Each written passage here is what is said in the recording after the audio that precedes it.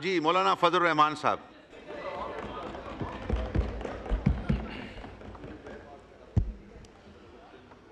بسم اللہ الرحمن الرحیم نحمدہ ونصلی علی رسولہ الکریم. جناب اسپیکر، بہت شکریہ آپ کا.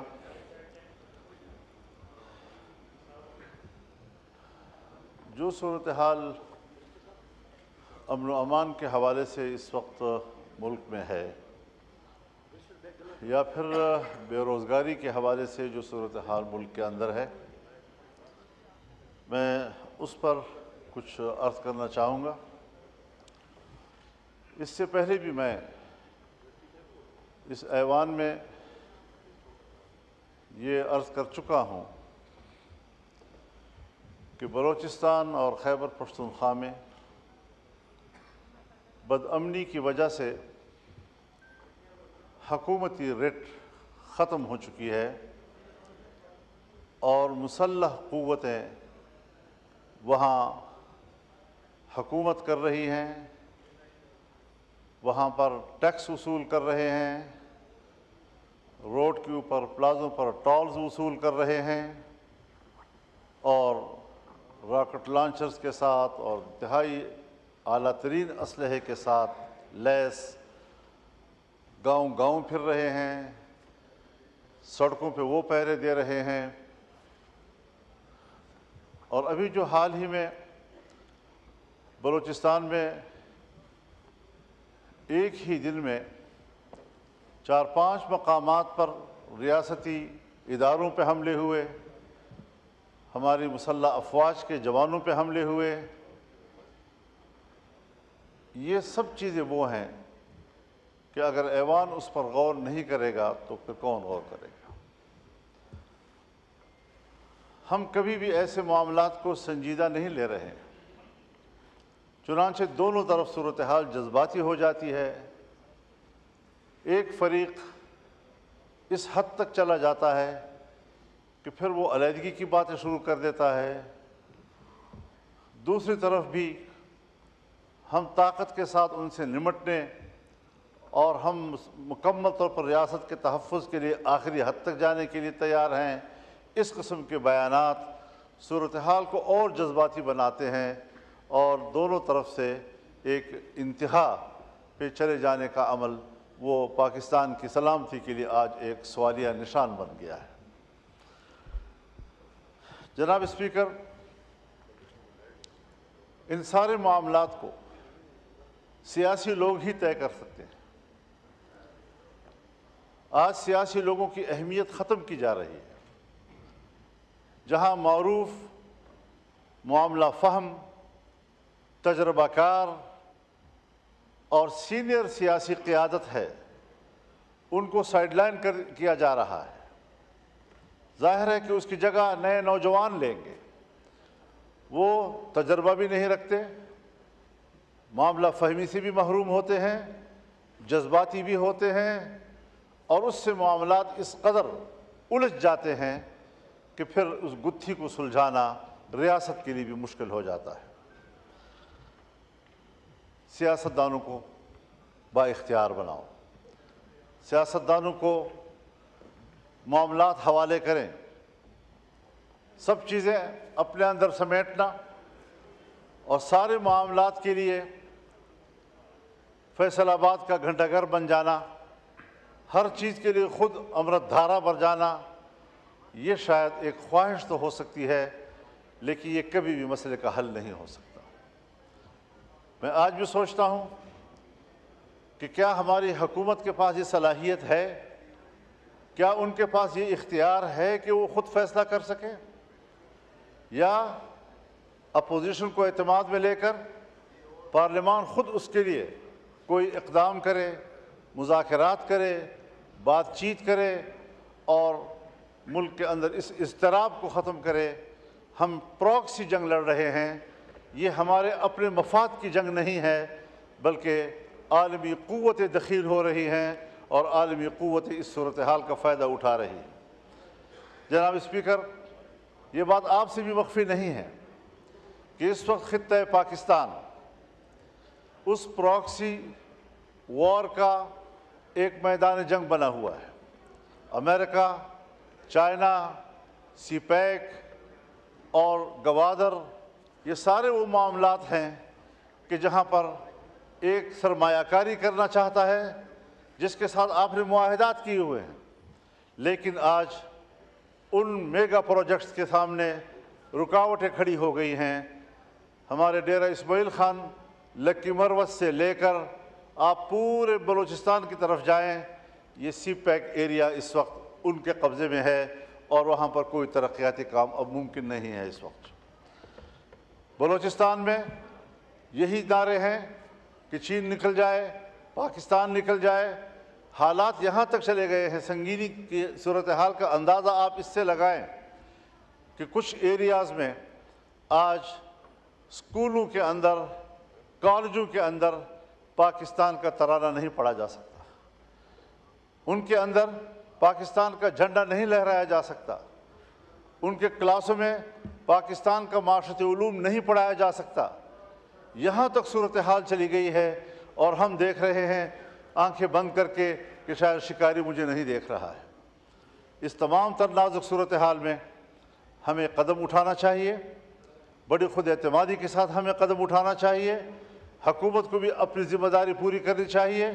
ہم لڑیں گے، اختلاف رائے کریں گے، تنقید کریں گے، اپوزیشن میں بیٹھے ہیں تو اپوزیشن کا کردار ادا کریں گے، لیکن اگر ملک کو ہماری ضرورت پڑتی ہے تو اپنے وطن عزیز کی چپے چپے کے لیے ہماری خدمات حاضر ہیں۔ پارلیمنٹ کو، سیاسی جماعتوں کو، سیاسی قائدین کو ملک کے لیے غیر ضروری سمجھنا، اس سے بڑی حماقت اور دنیا میں اور نہیں ہو سکتی جو ہمارے ہاں کی جا رہی ہے۔ یہ سنجیدہ صورتحال ہے۔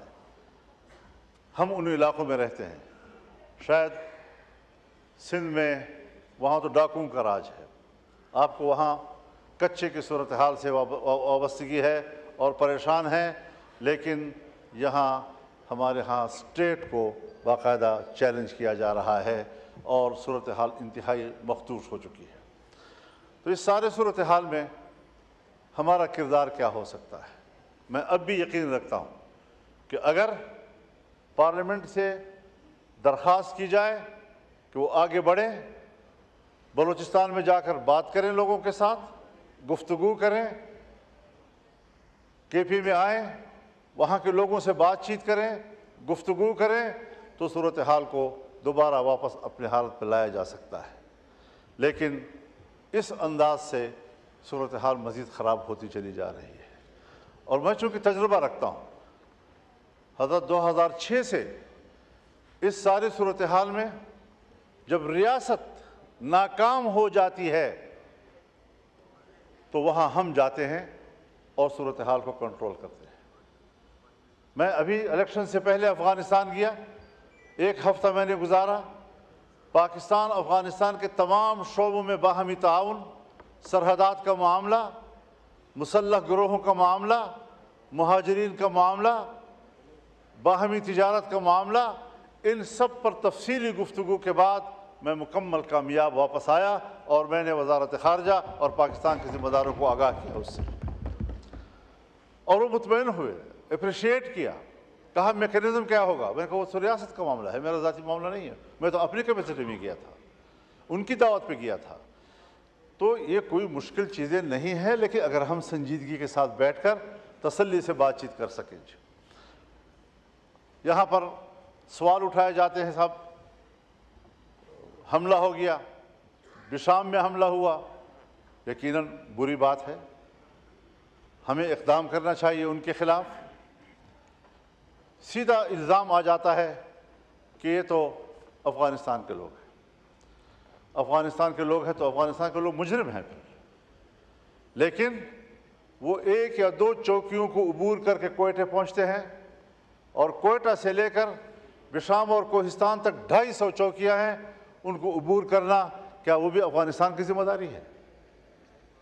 ہم کہاں تھے وہاں پر؟ سرحدات پر ہماری فوج ہے، ان کے پاس تو اتنی فوج ہی نہیں ہے کہ وہ سرحدات کنٹرول کر سکے۔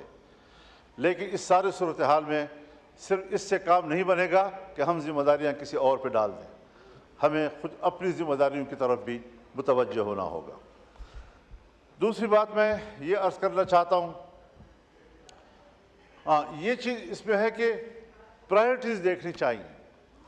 اس وقت یقیناً یہ ایک اہم مسئلہ ہے کہ جو مسنگ پرسنز ہیں، یہ بڑا ایک انتہائی اہم مسئلہ ہے اب لوگوں کا۔ ان کے پیارے جو ہیں وہ 10 سال 20 سال سے غائب ہیں، ان کو نہ یہ بتایا جا رہا ہے کہ وہ مر چکے ہیں، وہ زندہ ہیں، وہ جیل میں ہیں، بھاگ گئے ہیں۔ جہاں بھی ہو، حکومت کی ذمہ داری ہے کہ وہ اس کے خاندان کو بتائے کہ تمہارا بچہ کدھر ہے۔ ہم نے تو وہ چیزیں بھی دیکھی ہیں کہ اگر آرمی پبلک اسکول کا واقعہ ہوتا ہے، آرمی پبلک اسکول کے واقعے سے 1 سال پہلے ایک نوجوان پکڑا جاتا ہے، 1 سال پہلے، اور پھر جب پھانسیاں دی جاتی ہیں تو آرمی پبلک اسکول پر حملے کے پاداش میں اس 1 سال پہلے والے قیدی کو بھی اس فہرست پہ ڈال دیا جاتا ہے کہ یہ بھی قاتل تھا، اور اس کو پھانسی دے دی جاتی ہے۔ اس قسم کی چیزیں لوگوں میں بد اعتمادی پیدا کرتی ہے، اس قسم کی چیزیں لوگوں میں نفرت پیدا کرتی ہے۔ میں چاہتا ہوں کہ قوم فوج پر اعتماد کرے، لیکن ان اقدامات سے اعتماد ختم ہوتا جا رہا ہے، نفرتوں میں اضافہ ہوتا جا رہا ہے، اور مجھے نہیں خیال کہ یہ نفرتیں ہم آئندہ چند نسلوں میں بھی ختم کر سکیں گے۔ لہٰذا ان مسائل کو ترجیح دے دینی چاہیے۔ وسائل ہیں، اور بلوچستان کے وسائل ہیں، خیبر پختونخوا کے وسائل ہیں، سندھ کے وسائل ہیں، پنجاب کے وسائل ہیں۔ ان وسائل پر وہاں کے عوام کا حق ہے، وہاں کے لوگوں کے آئندہ نسلوں کا حق ہے۔ ان کو اطمینان دلا دیا جائے کہ آئین پر عمل ہوگا، اور 18ویں ترمیم کے تحت یہ چیزیں آپ کی ملکیت ہیں، ریاست کا کوئی حق نہیں ہے کہ وہ جا کر وہاں پر قبضہ کرے۔ یہی وجہ ہے کہ عام مجالس میں یہ سوال اٹھائے جاتے ہیں کہ صاحب یہ جو ساری دہشت گردی کے خلاف جنگ، فوج کا حرکت میں آنا اور قبائلی علاقوں میں چلے جانا، یہ در حقیقت ان وسائل پر قبضہ کرنے کی ایک وسیلہ ہے جو اس کے لیے استعمال ہو رہا ہے، جس کو لوگ ادراک رکھتے ہیں، اور اس پر سوالات اٹھائے جا رہے ہیں۔ دوسری بات یہ ہے جی کہ بے روزگاری کا معاملہ ہے۔ ہم لوگوں کو روزگار نہیں دے پا رہے ہیں، مہنگائی بڑھتی جا رہی ہے، گرتی ہوئی معیشت کو ہم دوبارہ نہیں اٹھا پا رہے۔ ابھی بڑی ایک طویل جنگ ہمیں لڑنی پڑے گی، اور بڑے احتیاط کے ساتھ۔ لیکن ایک طرف بے روزگاری ہے، ہم لوگوں کو نوکریاں نہیں دے سکتے، لوگوں کو روزگار فراہم نہیں کر سکتے۔ دوسری طرف ہم محکموں کو ختم کر رہے ہیں، PWD کو ہم ختم کر رہے ہیں، یوٹیلیٹی اسٹور کو ہم ختم کر رہے ہیں۔ 7 ہزار 10 ہزار ملازمین بیک وقت فارغ ہو جائیں گے۔ اس قسم کا کوئی قانون لانا، کوئی بل لانا، کوئی ترمیم لانا، یہ پاکستان کے ان ملازمین کے ساتھ، ان کے خاندانوں کے ساتھ، ان کے بچوں کے ساتھ دشمنی ہوگی، اور کسی قیمت پر اس قسم کے ترامیم کو ایوان میں قبول نہیں کیا جائے گا۔ یہی وجہ تو ہے کہ ہم مایوس ہو چکے ہیں۔ ہم کدھر جائیں؟ کوئی رول نہیں رہا ہے پارلیمنٹ کا، ممبران کا کوئی رول نہیں رہا ہے۔